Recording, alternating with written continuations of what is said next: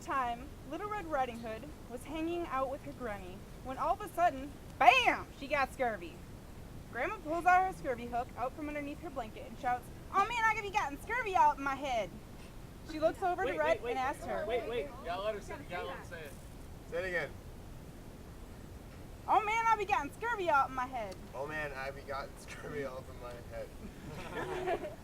She looks over to Red and asks her, "You better be getting into town, girl, because I be needing some lemons, yo." You better be getting into town, you girl, because I'm eating some lemons, yo. Say it like a grandma.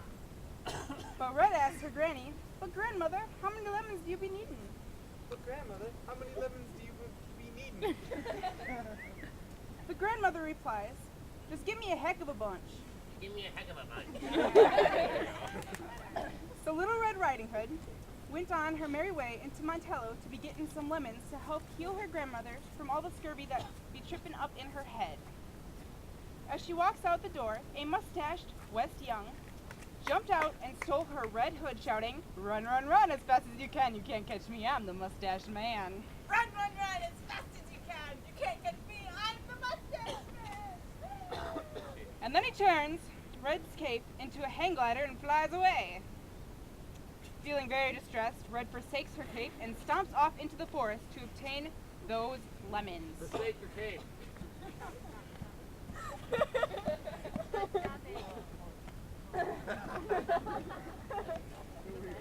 That's it.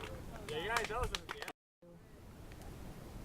something. In the woods there lay the cousin of the big bad wolf, lying in the shade. His name was Wolf. Wolf, unlike his cousin, who was interested in pigs, was interested in human flesh, specifically female, specifically aged or raw. That's besides the point. What are the chances that at that moment a raw specimen of a female happened to walk by? And it would be only a miracle if that specimen were wearing red, his favorite color. Luckily, the wolf was not alone. He had his pet mouse, who, to the wolf's ignorance, did not actually know that it was a regular computer mouse. He thought it kept talking in Morse code and would always click it when he wanted to talk. He was getting extremely frustrated at its inability to converse normally and was screaming at it at the moment Red walked by. Wake up! Red was startled by the angry screaming she heard. Hey, we need that mouse. She searched around looking for said noise. She found a wolf screaming at a computer mouse and thought him quite dull. Wolf caught a glimpse of Red and was embarrassed to find someone watching him as he yelled at the mouse. He gathered himself and asked Little Red what he was doing alone in the woods. What are you doing in the woods, girl? She stated that she was going to her grandmother's house to feed her. I'm going to my grandmother's house to feed her. Wolf asked where her dear grandmother lived. Oh, where does your dear grandmother live? Red, being very naive, responded, "Over the woods and through the river," unquestioningly. Through the river. "Very good," replied the wolf. Very good. Then Red kept walking on her journey. Wolf, being very excited, said, "Are you hungry, Mouse?" Are you hungry, little mouse? Clicked it a couple times and said, "Good, me too." Good. Me too. Then he smiled maniacally and ran over the woods and through the river to eat the grandmother. Little Red Riding Hood walked up to Grandma's house and realized that she was at someone else's house entirely. She opened the door and stuck her head inside and heard a "nice" running away as fast as she could in complete terror shock. She ran all the way to Grandma's house, which she made sure was the right place. When she approached the door, she called out, "Grandma, are you home?" Grandma, are you home? The wolf replied, "Yeah, yeah." Yeah! When she heard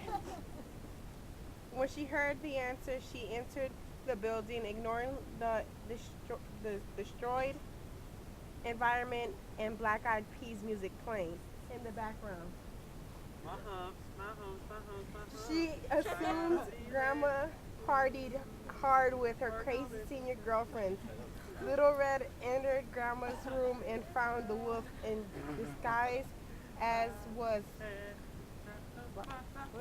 entirely while Grandma big eyes. What big eyes you have? The wolf replied.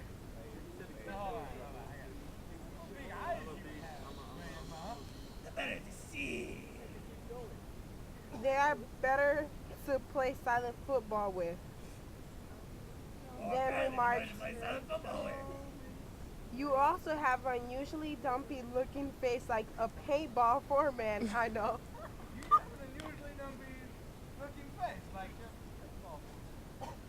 The wolf replied, I was actually typecasted for the role.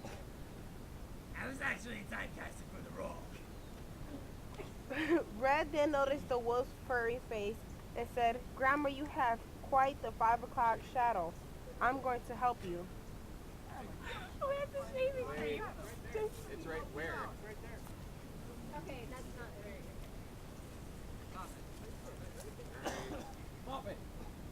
good. She then proceeded to plaster shaving cream all over the wolf's face. Wait, you have to rub it together on your hands and then put it on it. There you go, there you go. Much better. It comes out easier. You're good. After the wolf's face had gotten completely covered, Completely covered. Completely covered. Completely covered. I need some more shaving cream. he roared.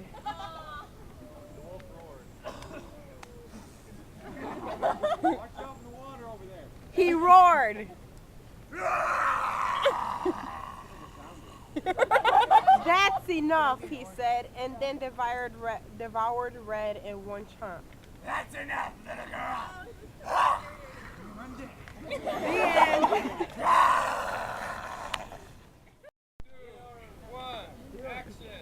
The big bad wolf rocking back and forth in the previous owner's rocking chair was rubbing his stomach, saying that was delicious. That was delicious. But his mood was quickly interrupted by Red Riding Hood spontaneously coming back to life by some magic. And there she was there again. Revengeful. Revengeful.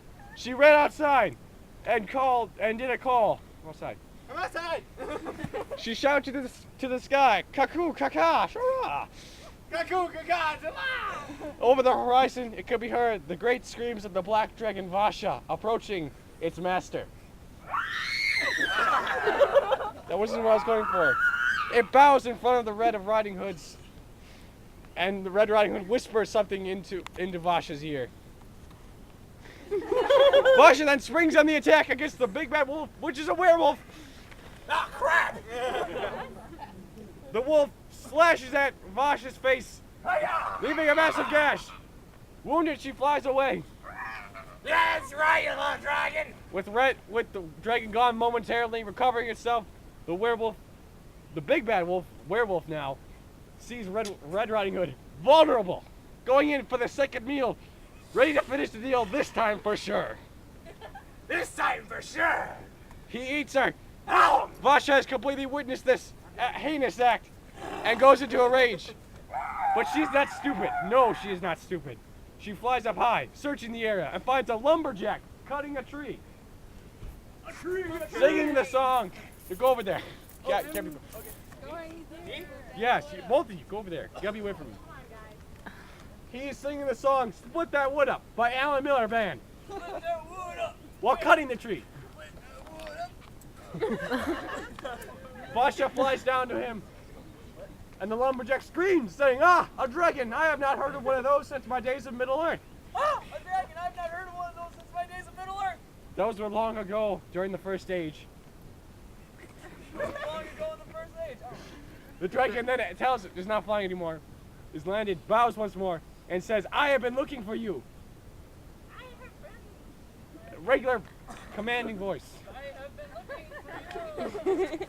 Doesn't have fingers. The lumberjack asks why. Why? To help me defeat the lumberjack, not the lumberjack. Big bad wolf that has plagued these woods for far too long, says the dragon. To help me defeat the big bad wolf that has plagued these woods for far too long. The lumberjack says, okay, let us ride on to battle, Okay, let us ride on to battle. and hops on her back. And Vasha flies back to the big bad wolf. Seeing this oncoming death, the wolf summons two other wolves of its pack.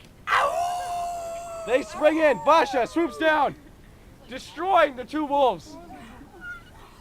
While the big bad wolf lays one swipe across Vasha's neck. But he completely forgot the lumberjack riding atop the mighty dragon. And he cuts off his head. No, he gets his stomach. That's what it was. Ow, my stomach! Granny is released! Granny, get out there. Your grandma has been released. The lumberjack is about to take one more swipe and says, that's how the cookie crumbles. You gotta say it. Franklin then enters the stage, giving one final word of advice to our audience, saying, it ain't easy being white or brown. It ain't easy being white. All brown. The end.